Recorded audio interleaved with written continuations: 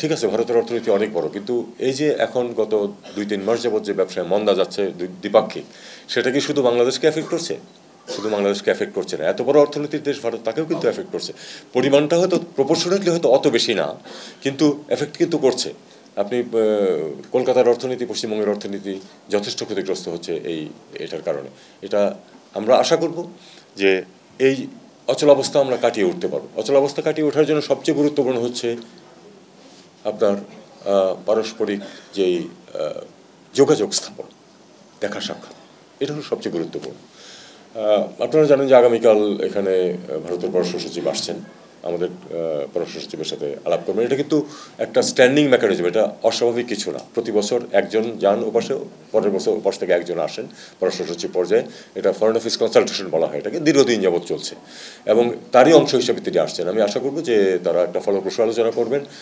এবং আবার একটা কথা, আমি ভারতের উচ্চ পর্যায়েও যখন দেখা সাক্ষাৎ হয়েছে, আমি বলেছি যে কোনো সমস্যার সমাধান করতে হলে প্রথমে স্বীকার করতে হবে যে সমস্যাটা আছে, এবং আমাদের একইভাবে প্রথমে স্বীকার করতে হবে যে 5 আগস্টের আগে এবং পরে ভারতের সাথে সম্পর্কে নিশ্চয়ই একটা গুণগত পরিবর্তন হয়েছে। এটা মেনে নিয়ে আমাদেরকে চেষ্টা করতে হবে সম্পর্ককে এগিয়ে নিতে।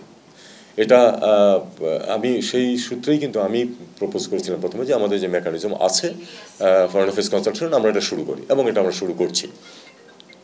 সার্কের ক্ষেত্রেও আপনারা জানেন যে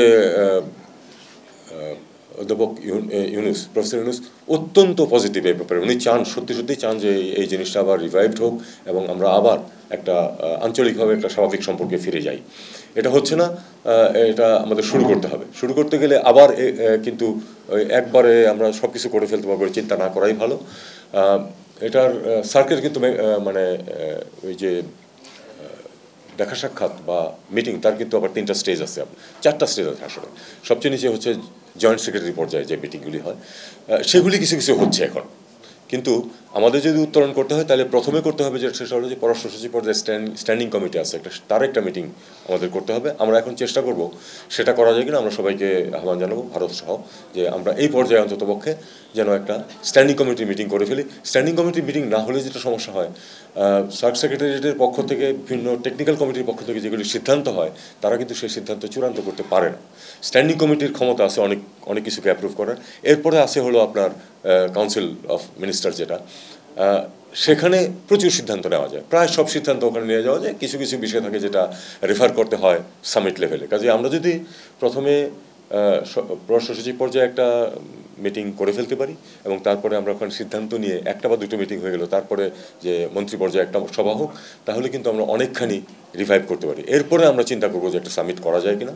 সেটা একটু সময় লাগতে পারে, কিন্তু দেশগুলো তো বা সরকারগুলো অস্থায়ী হতে পারে, কিন্তু দেশ তো স্থায়ী এবং স্বার্থও স্থায়ী।